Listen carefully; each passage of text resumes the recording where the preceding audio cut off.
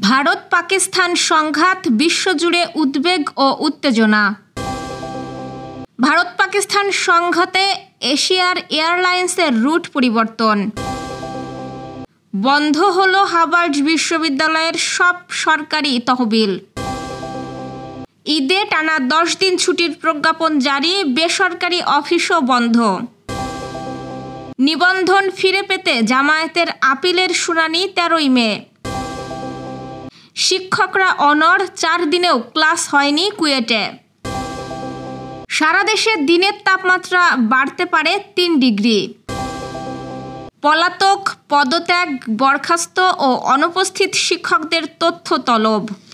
দর্শক, শুনছিলেন দিনের খবরের প্রধান প্রধান শিরোনাম। এবার বিস্তারিত। তার আগে গ্রামের কাগজের ইউটিউব চ্যানেল সাবস্ক্রাইব করুন এবং সব খবর পেতে ফেসবুক পেজ ফলো করে রাখার পাশাপাশি ওয়েবসাইট ভিজিট করুন। ভারত ও পাকিস্তানের মধ্যে সাম্প্রতিক সামরিক উত্তেজনা গভীর উদ্বেগের কারণ হয়ে দাঁড়িয়েছে। মঙ্গলবার ভারত অপারেশন সিন্দুর চালিয়ে পাকিস্তান নিয়ন্ত্রিত কাশ্মীরে 9টি স্থানে বিমান হামলা চালায়। ভারত দাবি করেছে, পেহেলগামে 22 এপ্রিল জঙ্গি হামলায় 26 জন পর্যটক নিহত হওয়ার প্রতিশোধেই এই অভিযান চালানো হয়েছে। ভারতের অভিযোগ, হামলার জন্য দায়ী পাকিস্তান ভিত্তিক লস্কর-ই তৈয়বা। পাকিস্তান এই হামলাকে যুদ্ধের ঘোষণা আখ্যা দিয়ে পাল্টা হামলা চালায় এবং 5টি ভারতীয় যুদ্ধবিমান ভূপাতিত করার দাবি করে। পাল্টা হামলায় 7 জন ভারতীয় বেসামরিক নাগরিক নিহত হয়েছে। আন্তর্জাতিক মহল, বিশেষ করে জাতিসংঘ, যুক্তরাষ্ট্র, চীন, রাশিয়া, ফ্রান্স ও যুক্তরাজ্য উভয় দেশকে সংযত থাকতে বলেছে। বিশ্লেষকরা আশঙ্কা প্রকাশ করছেন, এই উত্তেজনা পারমাণবিক সংঘাতে রূপ নিতে পারে। এই পরিস্থিতিতে সংলাপ ও আন্তর্জাতিক মধ্যস্থতার প্রয়োজনীয়তার উপর গুরুত্ব দিয়েছেন তারা। পাকিস্তানের তথ্যমন্ত্রী দাবি করেছেন, সীমান্তে ভারত সাদা পতাকা উড়িয়ে আত্মসমর্পণের ইঙ্গিত দিয়েছে। অন্যদিকে ভারতের পররাষ্ট্রমন্ত্রী এস জয়শঙ্কর সন্ত্রাসবাদের বিরুদ্ধে জিরো টলারেন্সের কথা পুনর্ব্যক্ত করেছেন। ভারত পাকিস্তানের সাম্প্রতিক সংঘাতের প্রভাব আন্তর্জাতিক আকাশপথে পড়তে শুরু করেছে।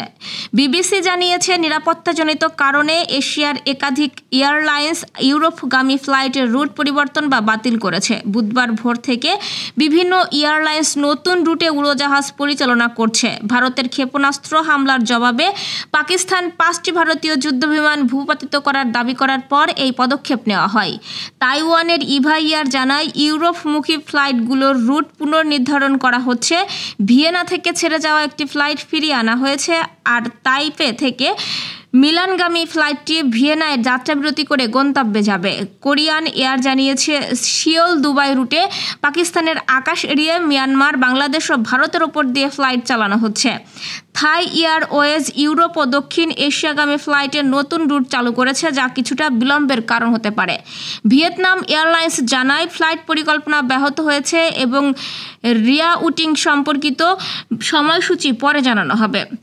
চায়না এয়ারলাইন্স ও কাতার এয়ারওয়েজও সতর্কতামূলক পদক্ষেপ নিয়েছে। কাতার এয়ারওয়েজ আগামী 48 ঘন্টার জন্য পাকিস্তানগামী ফ্লাইট স্থগিত করেছে। হার্ভার্ড বিশ্ববিদ্যালয়কে ভবিষ্যতে আর কোনো ফেডারেল অনুদান দেওয়া হবে না, এমনটাই জানিয়েছে যুক্তরাষ্ট্রের শিক্ষা বিভাগ। প্রেসিডেন্ট ডোনাল্ড ট্রাম্পের প্রশাসন থেকে জানানো হয়েছে, বিশ্ববিদ্যালয়টি সরকার ঘোষিত কয়েকটি শর্ত না মানা পর্যন্ত এই সিদ্ধান্ত বহাল থাকবে। আল জাজিরার প্রতিবেদনে বলা হয়, হার্ভার্ড বিশ্ববিদ্যালয় উচ্চশিক্ষাকে অবজ্ঞা করেছে বলে অভিযোগ করেছেন মার্কিন শিক্ষামন্ত্রী লিন্ডা ম্যাকমাহন। তাই বিশ্ববিদ্যালয়কে আর কোনো অনুদান দেওয়া হবে না। চিঠিতে লেখা হয়, আর কোনো ফেডারেল অনুদানের জন্য আবেদন করে লাভ হবে না, কারণ আর কিছুই দেওয়া হবে না। হার্ভার্ড আর সরকারি অর্থায়নে পরিচালিত প্রতিষ্ঠান থাকবে না। নিজেদের তহবিল এবং সম্পদশালী সাবেক শিক্ষার্থীদের কাছ থেকে অর্থ সংগ্রহ করে ব্যক্তিগত অর্থায়নে চলবে এটি। আসন্ন ঈদুল আজহা উপলক্ষে টানা 10 দিনের ছুটি ঘোষণা করে প্রজ্ঞাপন জারি করেছে সরকার। বুধবার জনপ্রশাসন মন্ত্রণালয় থেকে এ সংক্রান্ত প্রজ্ঞাপন জারি করা হয়েছে। প্রজ্ঞাপনে বলা হয়েছে, সরকার পবিত্র ঈদুল আজহা উপলক্ষে 11 ও 12 জুন যথাক্রমে বুধবার ও বৃহস্পতিবার নির্বাহী আদেশে সরকারি ছুটি ঘোষণা করেছে। পাশাপাশি দাপ্তরিক কার্যক্রমের স্বার্থে 17ই মে শনিবার ও 24শে মে শনিবার অফিস খোলা রাখার সিদ্ধান্ত নেওয়া হয়েছে। ছুটিকালীন সময়ে সকল সরকারি, আধা সরকারি, স্বায়ত্তশাসিত, আধা স্বায়ত্তশাসিত এবং বেসরকারি অফিস বন্ধ থাকবে।